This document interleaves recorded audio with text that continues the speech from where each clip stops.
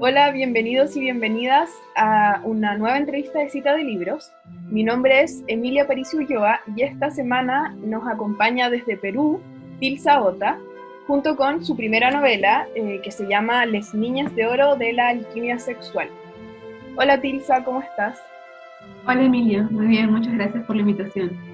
Muchas gracias a ti por estar acá. Bueno, les cuento que el libro cuenta la historia de Christy, una joven que al momento de tener orgasmos tiene visiones divinas que le revelan escenas del futuro. Bajo esta experiencia, la joven le surgen preguntas sobre su condición, por qué le está pasando esto y por qué a ella. Entonces decide explorarlas y investigarlas. Por su parte, Tilsa nació en Lima y estudió cine y ha realizado alrededor de 20 piezas audiovisuales y pese a que Les Niñas de Oro de la Alquimia Sexual es su primera novela, ha publicado varios poemarios, como por ejemplo Mi Niña Veneno en el Jardín de las Baladas del Recuerdo, Invisible, Gran Acelerador, entre otros. Y además publicó el libro de cuentos Un ejemplar extraño.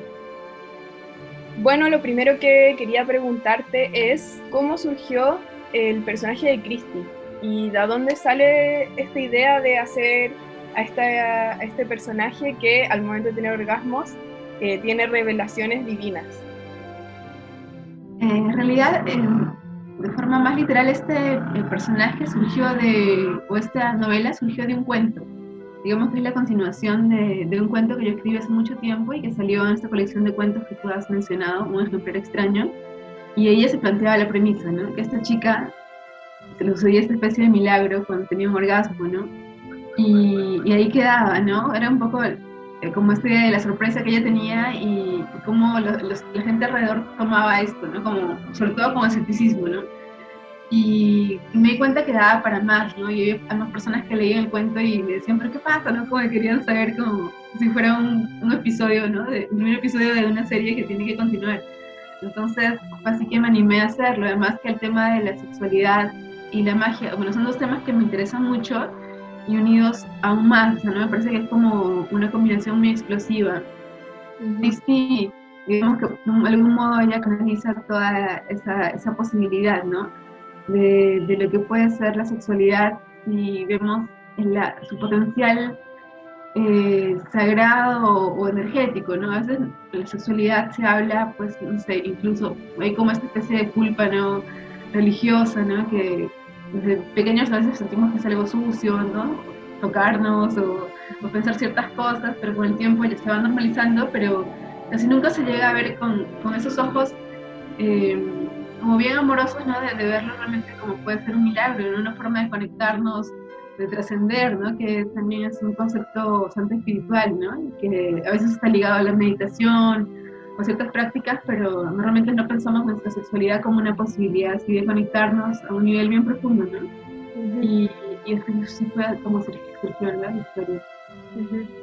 Y el personaje de Christie es el mismo personaje del cuento que tú mencionabas. Sí, ¿Sí? sí, sí. Es el mismo personaje. A mí Ajá. me llama la atención porque es un personaje que es muy actual, que entiende muy bien los códigos actuales, se podría decir que es como millennial, que habla por WhatsApp, tiene un gato, vive con su novio, pero que también tiene esta parte súper espiritual, que busca respuesta a través de la espiritualidad. Entonces creo que también hay como una relación interesante de esos dos mundos, como lo espiritual con la vida actual moderna que estamos conectados constantemente a aparatos.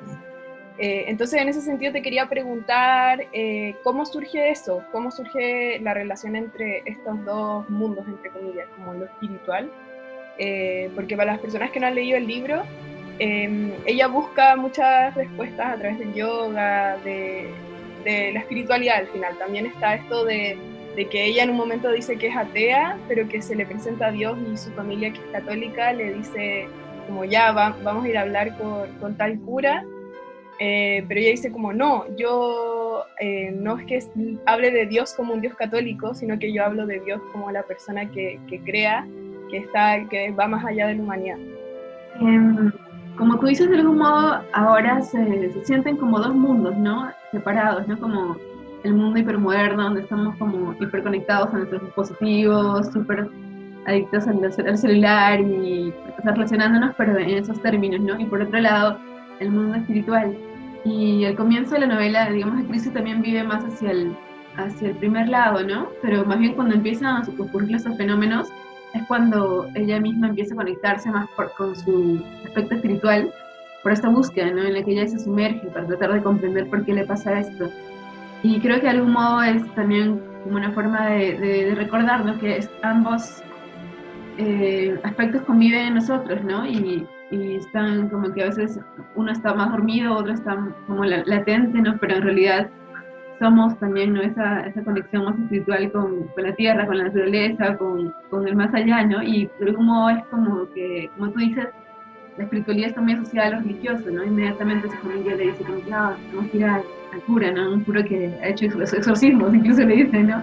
Pero ella hace, como encuentra esta paleta de posibilidades del autoconocimiento, ¿no? Es que al final es lo entretenido porque al final es como que empieza a leer y busca sobre gnosis, sobre hasta creo que satanista, sobre unos místicos de la Edad Media, sobre yoga, meditación, plantas maestras, enteógenos. Entonces es como que toda esta galería de posibilidades, más allá de concentrarnos en una sola vía, ¿no? Y así como que se vuelve como una especie de experta, ¿no? Como de un estudiante de tesis de la magia sexual, ¿no? Y en realidad así como que le explota el cerebro, ¿no? Porque sí le abre mucho la cabeza y al mismo tiempo le cuestiona mucho también sus decisiones previas, ¿no? Como su rutina, las cosas que estaba haciendo, ¿no? Y entonces pierde un poco de estabilidad, ¿no? Y eso es un poco también lo que anima, ¿no? El conflicto. Claro, también desde un principio ella busca encontrar una respuesta y sabe que quizás a través de la espiritualidad va a poder encontrar esa respuesta, entonces empieza a explorar por ahí. En ese sentido, te quería preguntar por cómo desarrollaste tú este personaje en el sentido de que es alguien que tiene información que quizás no quiere tener, que son por ejemplo estas visiones que pasaba con el perrito de la vecina, que ella había en un orgasmo había visto que se iba a perder y que ella decía como, ¿qué hago con esta información? Como, y se empieza a preguntar también por el tema del efecto mariposa, como puede cambiar el futuro o no. Entonces creo que también eso es muy humano, como buscar qué hacer con la información que uno tiene, como cómo hacerse responsable de la información que uno maneja para poder cambiar cosas que son más grandes que uno o que una. Sí, es muy interesante cómo lo ves, ¿no? Porque últimamente se nos identifica como productores de contenido, ¿no? Con esta idea del 2.1, ¿no? O sea, no solamente somos consumidores de información, sino que también la producimos, ¿no? O la administramos, ¿no? Recibimos información y la administramos y la repartimos de otro modo, ¿no? A veces como tendencioso, manipulador o simplemente con una intención, ¿no? de mejorar las cosas, pero sí es una gran responsabilidad, ¿no?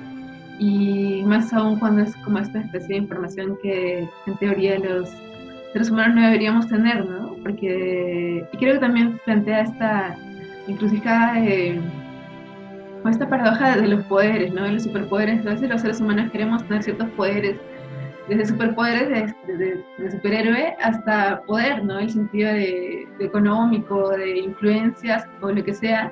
Y al final estos, pues, acarrean, creo que es una frase del hombre araña, ¿no? Como una gran responsabilidad que a veces nos sobrepasa, ¿no? Como qué hacer con esto que tenemos ahora, ¿no? Porque puede afectar la vida de muchas otras personas, ¿no? Cuando uno tiene ese nivel de poder más allá de uno mismo, ¿no? Sí. Otro aspecto que me gusta mucho del libro es que se habla de sexualidad desde el primer capítulo y que es interesante leer en literatura cómo una autora habla de la sexualidad desde lo femenino y de la exploración de lo sexual desde lo femenino, que es un tema que hace no tanto tiempo era más tabú, como que recién ahora se está hablando un poco más abiertamente de la sexualidad femenina.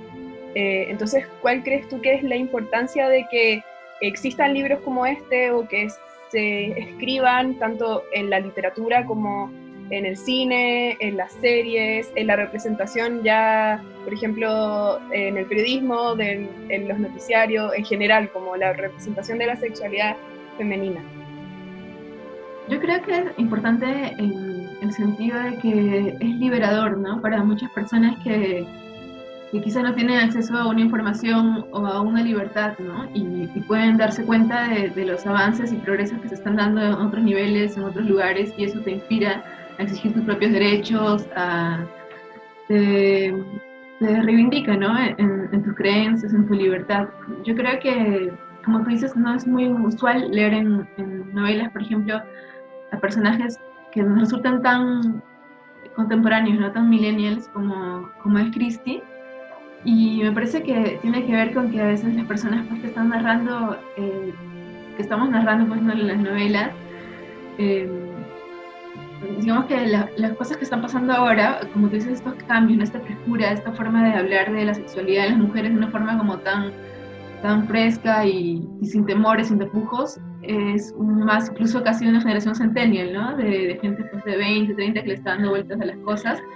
Y a veces los que están escribiendo las novelas más pues gente de 30 y tantos y 40, ¿no? Es como que demorara llegar a esta representación de la que vemos, lo que vimos en las redes, a la publicación, ¿no? Y en esa brecha es extraña, ¿no? Porque parece que hubiera una especie de invisibilización o una distancia, ¿no? Entre lo que ocurre en un ambiente y lo que ocurre en el otro. Entonces, justamente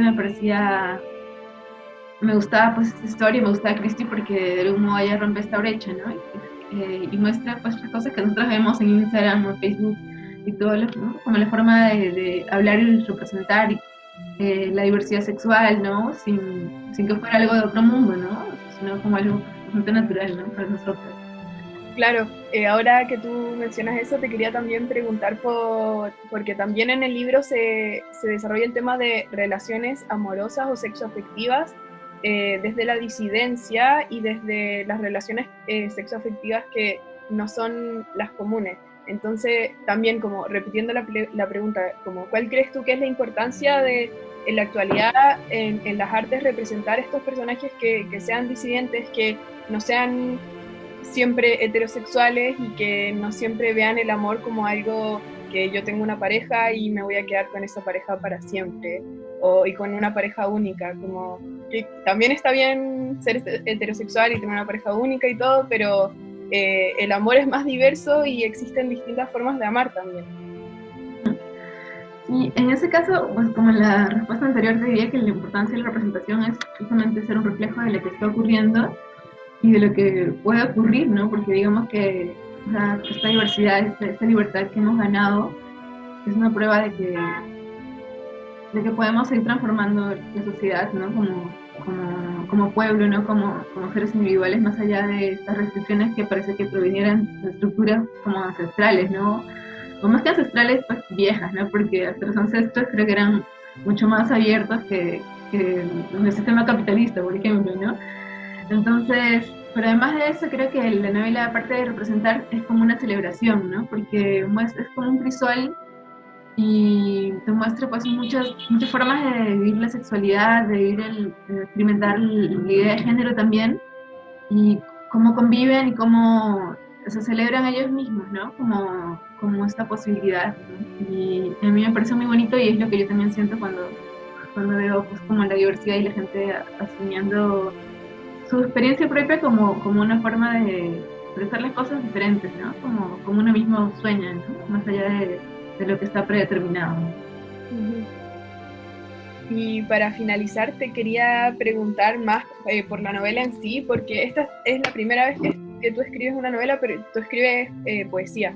Entonces, ¿tú crees que la poesía se ve reflejada en la novela? ¿Lo poético está presente en la narración de tu libro?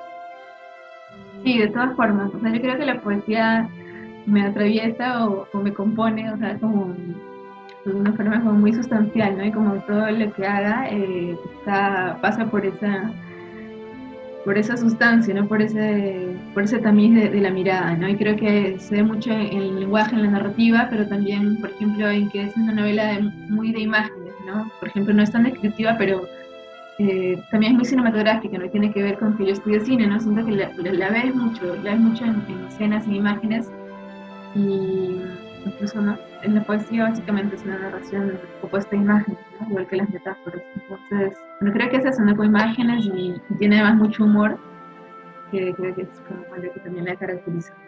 Sí. Y espero que lean la poesía también. Yo tuve la oportunidad de ver tu libro de poemas que escribiste en la adolescencia, que se llama Mi niña de veneno, Mi en el niña. jardín de las baladas. Muy bonito, lo recomiendo mucho, que tiene un diseño precioso porque es de un tamaño no muy grande y es rosado. Es como un estuche para niñas, ¿no? Claro, sí, sí, sí. Bueno, Tilsa, muchas gracias por estar acá con nosotros y conversar de tu libro, Les niñas de oro de la alquimia sexual. Un gusto.